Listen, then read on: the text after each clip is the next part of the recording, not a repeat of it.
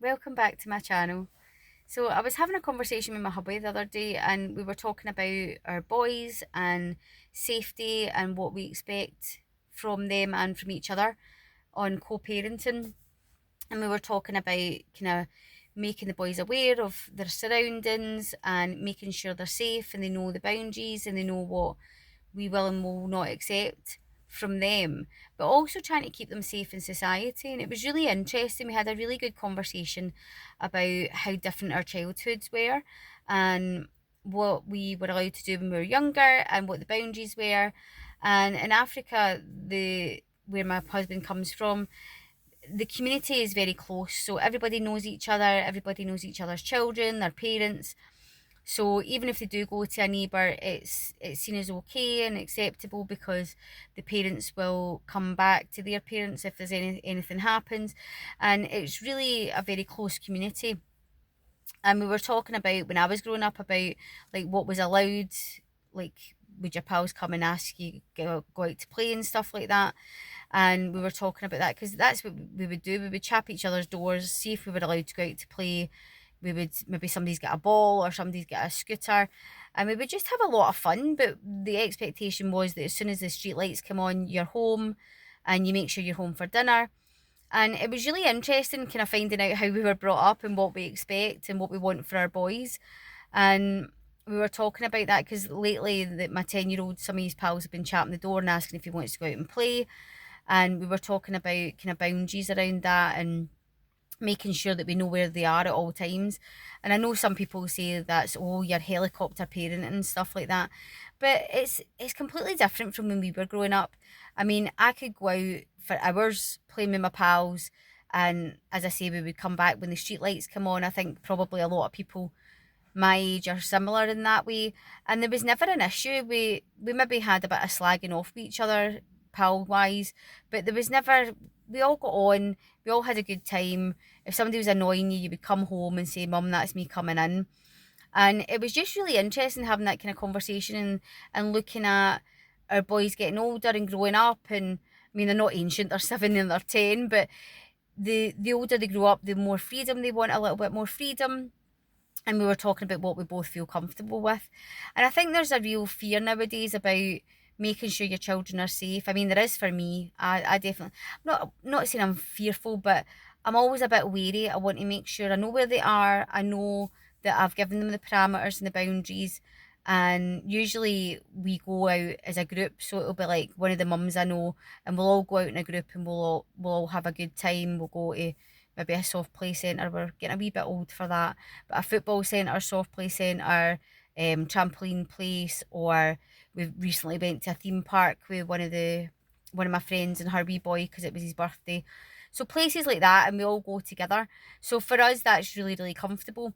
But a lot of these pals are coming to the door, and I know they don't live near where we are. I mean, they're not really far away, but they don't live like right next to us, and they're out on their bikes or e-scooters, and it always kind of worries me a little bit that I don't know where they're going, do you know, that way, and they want to be out with my wee boy. And I was talking to my 10-year-old and I was saying, look, if if one of them's on their scooter or their bike in our street and something happens to them, say like we're not there and something happens to them, their mums and dads aren't going to know where they are because they were saying, oh, well, they've got their phones, mum, and they can phone their mums. And I was like, but if somebody knocks them down or something happens, they have an accident, they hurt themselves and nobody else is there, it's really not a good situation.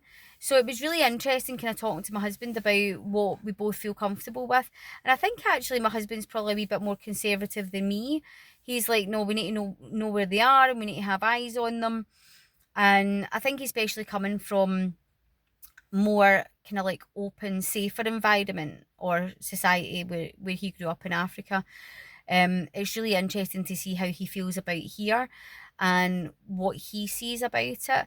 I think there's part of me wants doesn't want my boys to miss out playing with their pals, but at the same time, I don't really want to just go right on you go, and they're out in the street somewhere, they're out in somebody's back garden.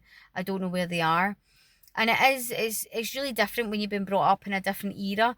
I was talking to my 10-year-old the other day and he was saying, oh mummy, like what games did you play online when you were wee? And I was like, I didn't play games online. The internet hadn't been invented when I was a wee girl, and he was absolutely shocked. I mean, he's 10, so it's really funny because it's like he was completely shocked by that. And I said, I used to phone your nanny from a payphone if I was out, and he didn't know what that was.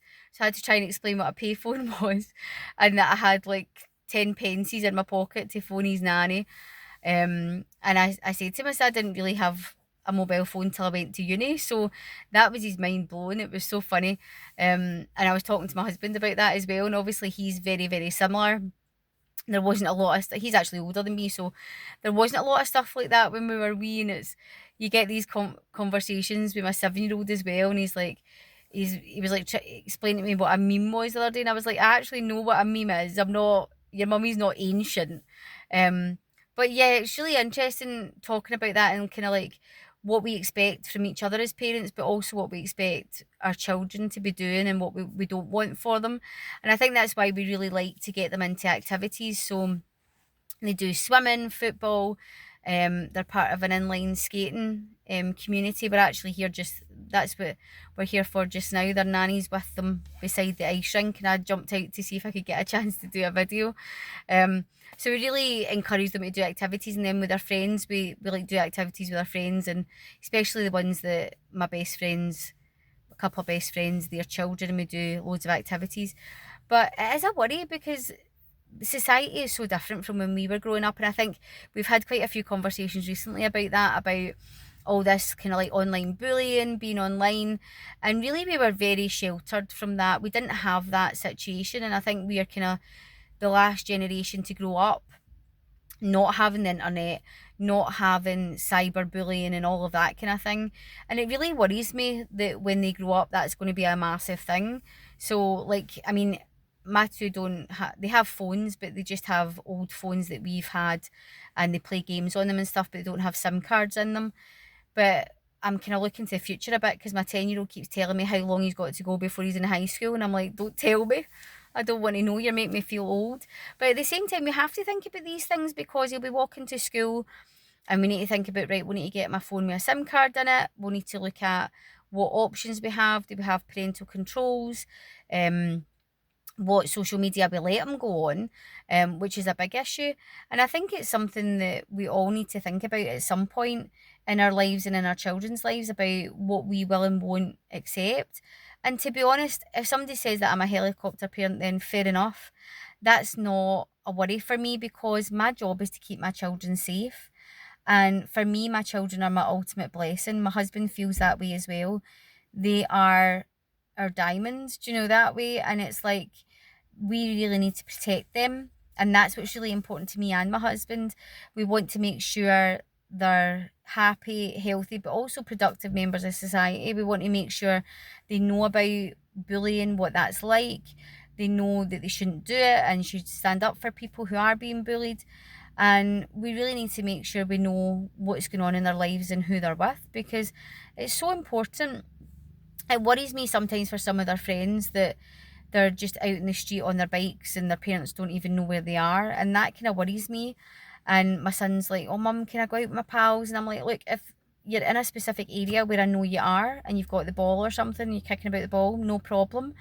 But if you're just wanting to leave the house and I don't know where you are, I don't know when you're coming back, it's just not something that I feel comfortable with. And I'm quite happy that my husband's on the same page. We don't feel comfortable allowing our children to just go out and roam the street. And it's quite self-explanatory that there are parents that are like that and they don't bother. But yeah, that's not us. So they're either in the house playing with their pals or in the garden or at a set activity that we're part of. But yeah, it's something that it does really worry me. It worries me the idea of them going to high school and what that's going to mean. And I mean, I was bullied when I was in primary school and when I was in high school, so I know what bullying's like. But bullying nowadays is on a completely different level. It's like bullying on steroids with all the online stuff. So yeah, it's just something I've been thinking about recently and talking to my husband about. So I thought I'd share a little bit. Why don't you can share in the comments if you want about how you parent, and we can all kind of learn from each other because it's all about trial and error, isn't it? And it's what works for you, your family, and you as a couple, how you treat your children, how you bring your children up. And obviously, if you're a single parent as well, it's really important for yourself to work out what's right for you as a family.